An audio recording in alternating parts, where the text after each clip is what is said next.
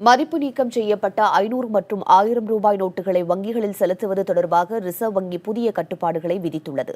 அதன்படி வரும் 30ஆம் தேதிக்குள் 5000 ரூபாய்க்கும் அதிகமான தொகையை ஒருமுறை மட்டுமே வங்கிகளில் செலுத்த முடியும் என அறிவிக்கப்பட்டுள்ளது. அதற்கும் இதுவரை அந்த பணத்தை வங்கிக் கணக்கில் செலுத்தப்படாததற்கான காரணத்தை தெரிவிக்க வேண்டும் எனவும் அறிவுறுத்தப்பட்டிருக்கிறது. 5000 ரூபாய் வரையிலான தொகையை டிசம்பர் 30ஆம் தேதிக்குள் எத்தனை முறை வேண்டுமானாலும் ஒருவர் தமது வங்கிக் கணக்கில் செலுத்தலாம் எனவும் ரிசர்வ் வங்கி தெரிவித்துள்ளது. கடந்த நவம்பர் 8ஆம் தேதி உயர் மதிப்புள்ள பணத்தை மதிப்பிழக்கச் செய்யும் அறிவிப்பு வெளியிடப்பட்ட போது டிசம்பர் 30ஆம் தேதி வரை செல்லாதவையாக அறிவிக்கப்பட்ட ரூபாய் நோட்டுகளை எவ்வளவு வேண்டுமானாலும் வங்கிக் கணக்குகளில் செலுத்தலாம் என அறிவிக்கப்பட்டது.